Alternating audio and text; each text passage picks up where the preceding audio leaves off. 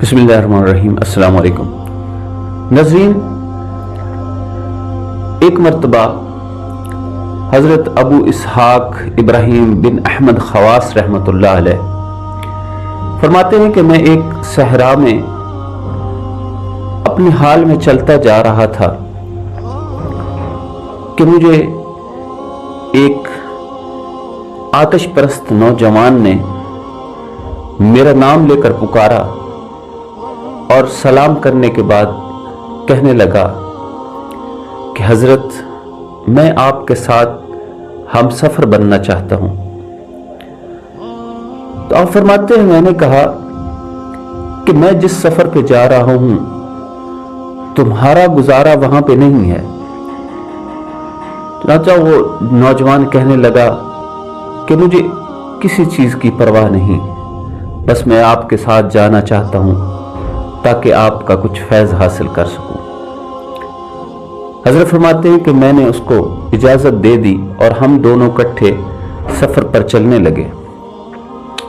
चलते चलते जब हमें एक हफ्ता गुजर गया, 7 दिन के बाद 8वें दिन वो जवान मुझे कहने लगा कि अपने रब से कुछ खाने के लिए मांगिए, अब तो चलने की सकत भी नहीं रही।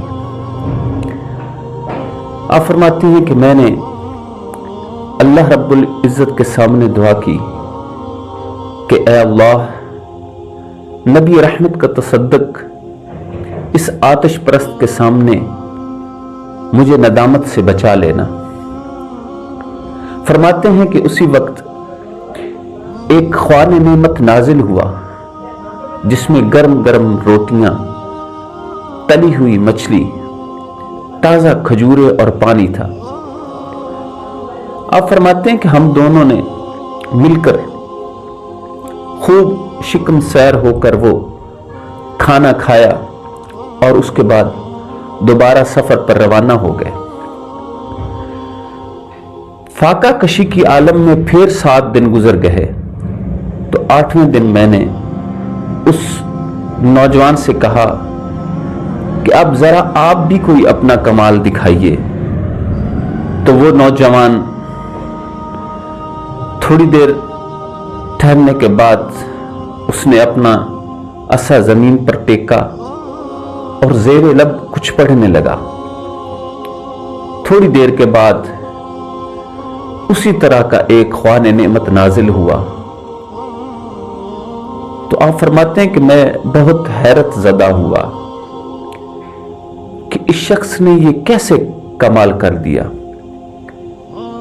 वो नौजवान मुझे कहने लगा कि आइए खाना मिलकर खाते हैं। तो आप फरमाते हैं, मैंने एहसास नदामत में उससे कहा कि मुझे भूख नहीं है, आप खाइए। तो नौजवान कहने लगा कि आप परेशान ना हो, आप बस मेरे साथ खाना खाइए, खाने के बाद मैं आपको 2 खुशखबरियां दूंगा।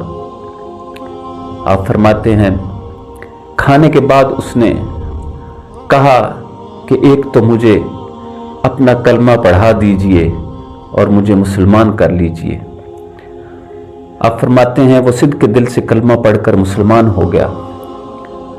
दूसरा उसने कहा कि जब आपने मुझे खाने के लिए कहा तो मैंने दिल में ये दुआ मांगी कि ऐ रब्बुल इज़्ज़त, इस बुजुर्ग के तसद्दुक से जिसके साथ मैं सफ़र कर रहा हूँ हमें खाना दे दीजिए।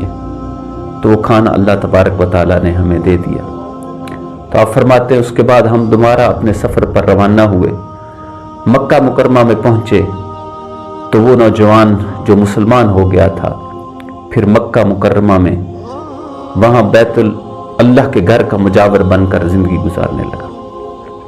नाज़रीन, इस हिकायत में हमें ये सबक मिलता है कि अल्लाह के जो नेक लोग होते हैं उनकी मायत में, उनके साथ रहने से, उनके साथ मिलने जुलने से, अपने मामलात उनके साथ करने से अल्लाह की बरकतें नाजिल होती हैं और अल्लाह अपने नेक बंदों के तवस्सुत से हमारी तमाम परेशानियां, हमारी तमाम मुसीबतें टाल देते हैं और हमारी दुनिया और आखिरत के तमाम मामलात आसान हो जाते हैं। अस्सलामु अलैकुम व रहमतुल्लाह।